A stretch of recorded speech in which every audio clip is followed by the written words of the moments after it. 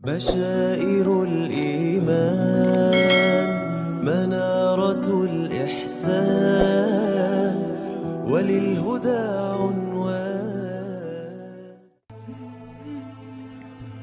بسم الله الرحمن الرحيم. الحمد لله رب العالمين، له النعمة وله الفضل وله الثناء الحسن، وصلوات الله البر الرحيم والملائكة المقربين على سيدنا وحبيبنا محمد أشرف الأنبياء والمرسلين وعلى آله وأصحابه الطيبين الطاهرين. اللهم لا سهل إلا ما جعلته سهلا وأنت تجعل الحزن يا حي يا قيوم إذا شئت سهلا. اللهم علمنا ما ينفعنا وانفعنا بما علمتنا وزدنا علما نافعا يا أرحم الراحمين. نسأل الله العلي القدير أن يرزقنا الإخلاص في النية والقول والعمل. Para sahabat budiman yang dirahmati oleh Allah Subhanahu wa taala, dalam kesempatan ini mari sama-sama kita hadirkan niat kita untuk mendengar ilmu agama. Semoga kita diberikan rahmat oleh Allah Subhanahu wa taala. Insyaallah akan kita baca sebuah kitab yang dihimpun tentang penjelasan aqidah Ahlus Sunnah wal Jamaah. Qala al-musannif rahimahullah. Jadi kitab ini ditulis dengan bahasa Arab Melayu. Bismillahirrahmanirrahim. Segala puji bagi Allah yang ada tanpa bermula, kekal, tidak binasa, Maha Esa, tiada sekutu baginya pada zat, sifat dan perbuatannya. Tidak berhajat dan tidak serupa dengan makhluknya. Ianya Maha Kuasa. Semua yang terjadi di alam ini dengan kehendaknya. Maha mengetahui segala sesuatu dan tidak tersembunyi sesuatu pun darinya. Maha mendengar tanpa telinga, Maha melihat tanpa mata, Maha hidup tanpa sama atau tidak sama dengan makhluknya, Maha bicara tanpa mulut, suara dan bahasa. Salawat dan salam kepada Nabi Muhammad sallallahu alaihi wasallam serta keluarga dan para sahabatnya. Ini muqaddimah yang disebutkan oleh musannif. Kemudian ia menyebutkan sesungguhnya ilmu agama merupakan cahaya bagi orang yang memilikinya, yang akan menerangi dan menunjukkan baginya jalan menuju akhirat, jalan menuju surga. Sedangkan kebodohan adalah perkara yang bimbang dan merugikan. Sungguh suatu aib dan tercela bagi seorang mukallaf, yaitu baligh dan berakal, jika ia ridha pada dirinya, termasuk menjadi orang yang hina dan tidak diberikan taufik oleh Allah, bahkan dijauhkan dari jalan kebenaran, dan mengabaikan untuk mempelajari ilmu hal, yaitu ilmu yang harus dipelajari seketika. Maka dari itu dihimpunlah kitab yang sangat kecil dan ringkas ini, ya, untuk membantu bagi pemula mempelajari dan memahami ilmu agama dengan waktu yang cepat. Kemudian musannif memulai dengan bab penjelasan tentang akidah. Pasal perkara-perkara yang agung dalam Islam ada 5. Dari sahabat Abu Abdurrahman Abdullah ibn Umar ibn al-Khattab, semoga Allah ridhai keduanya, mendengar Rasulullah SAW bersabda, Bunyal Islamu ala khamsin syahadati an la ilaha illallah wa anna Muhammadar Rasulullah wa iqamis salah wa ita'iz zakah wa hajjil baiti wa shaumi Ramadan. Rawahul Bukhari wa Muslim. Maksudnya, Islam dibangun atas 5 perkara. Bersaksi bahwasanya tiada yang berhak disembah selain Allah dan Muhammad utusan Allah. Melaksanakan salat, mengeluarkan zakat, puasa Ramadan, naik haji bagi yang mampu. Dan perkara-perkara yang agung dalam iman ada 6. Rasulullah SAW bersabda ketika ditanya tentang iman, an tu'mina billahi wa malaikatihi wa kutubihi wa rusulihi wal yaumil akhir wa tu'mina bil qadari khairihi wa syarrihi. Rawahu Muslim. Maksudnya, iman adalah engkau beriman kepada Allah, beriman kepada para malaikat, beriman kepada kitab-kitab, beriman kepada para rasul, beriman kepada hari akhirat, beriman kepada qadar, ketentuan Allah yang al-maqdurnya baik dan buruk. Kemudian musannif menjelaskan tentang makna yang ringkas tentang 2 kalimat syahadat. Fasal, makna 2 kalimat syahadat. Adapun makna la ilaha illallah, bahwasanya tiada satu pun yang mampu untuk menciptakan dari tiada menjadi ada kecuali Allah Ta'ala. Dan ini memberi makna bahwasanya tiada satu pun yang berhak disembah kecuali Allah Ta'ala.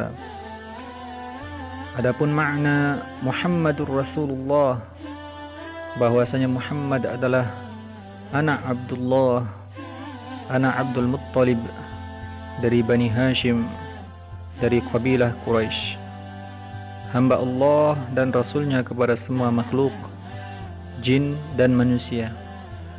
Dianya bersifat benar pada setiap apa yang ia khabarkan dari Allah, di antaranya tentang adanya azab dan nikmat kubur, pertanyaan 2 malaikat, Munkar dan Nakir, tentang adanya para malaikat, para nabi, kitab-kitab, hari kiamat, hari kebangkitan, hari dikumpulkan semua makhluk, hari diperhitungkan semua amal perbuatan, adanya pahala, azab, timbangan, jembatan yang dibentangkan di atas neraka jahanam, adanya syafaat, neraka, surga, dan kekal di dalam surga dan neraka, dan melihatnya orang-orang mukmin zat Allah di akhirat kekal tanpa disifati Allah Ta'ala dengan sifat-sifat makhluk, tanpa bertempat dan tanpa arah.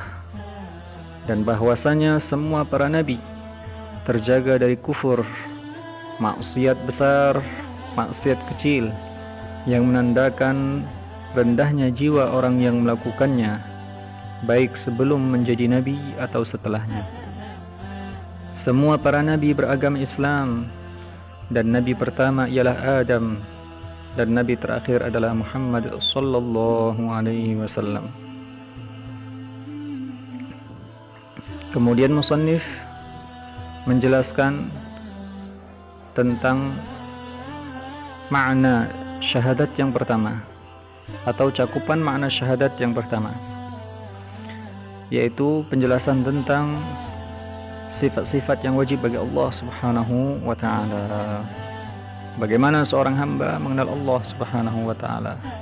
Beliau mengatakan, faslun, ulama berkata wajib bagi setiap mukallaf mengetahui sifat 13 yang wajib bagi Allah, yaitu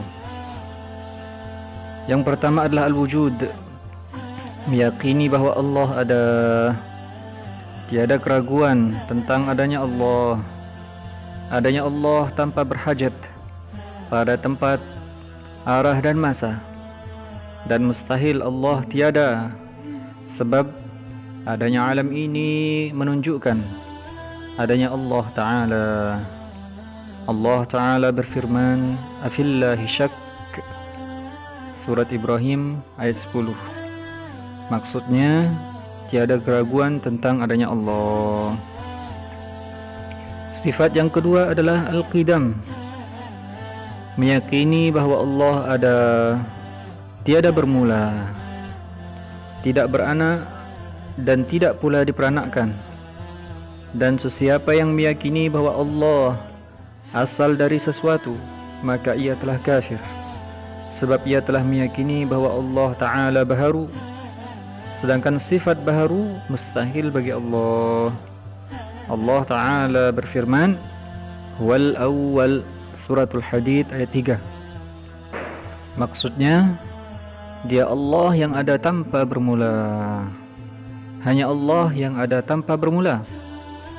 Jika ada yang berkata ada sesuatu yang azali, ada tanpa bermula selain Allah, maka ia telah kafir.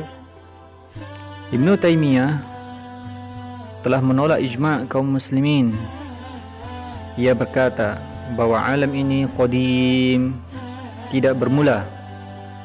Perkataan ini ia sebutkan dalam banyak kitabnya, di antaranya Muwafaqah Sharih al-Ma'qul li Sahih al-Manqul, dan lain-lainnya. Al-Qadhi Iyad dalam kitabnya Asy-Syifa berkata, wa kadzalika naqta'u ala kufri man qala biqidamil alam. Maksudnya, dan juga ijma' telah memutuskan hukum kafir bagi yang berkata bahwa alam ini qadim, tidak bermula. Az-Zarkashi dalam kitabnya Tashniful Masami' juga berkata, wa qad dhallalahumul muslimuna fi dzalika wa kaffaruhum. Maksudnya umat Islam semua telah menghukumi sesat dan kafir pada perkataan tersebut. Juga pengarang kitab Kifayatul Akhyar, Asy-Syaikh Taqiyuddin Al-Husni, dalam kitabnya Daf'u Syubhah Man Syabbaha wa Tamarrad, berkata tentang Ibnu Taimiyah, fasara kufruhu mujma'an alaih. Maka dengan demikian kekufuran Ibnu Taimiyah telah menjadi ijma' para ulama. Dan hendaklah engkau ketahui bahwa yang maujud terbagi 3, azali, abadi. Yang pertama adalah azali, abadi, yaitu adanya Allah Subhanahu wa Ta'ala. Azali maknanya adalah tidak bermula. Abadi maknanya adalah kekal. Hanya Allah Subhanahu wa Ta'ala azaliyun abadi, tidak bermula dan tidak berakhir atau binasa. Yang kedua, abadi, tidak azali. Maksudnya adanya bermula,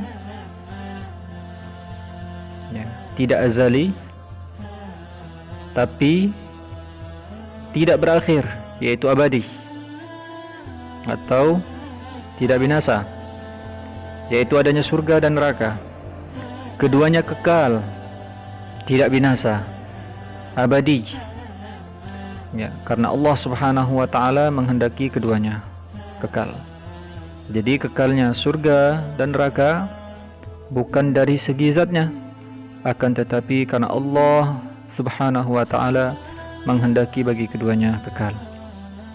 Tapi adanya surga dan neraka Allah Subhanahu wa Ta'ala yang cipta. Yang ketiga, tidak azali. Maknanya adanya bermula dan tidak abadi, ya, maknanya adanya tidak kekal. Maksudnya adanya bermula dan berakhir, yaitu binasa, yaitu semua yang ada di dunia ini, di langit seperti malaikat dan di bumi seperti manusia dan jin.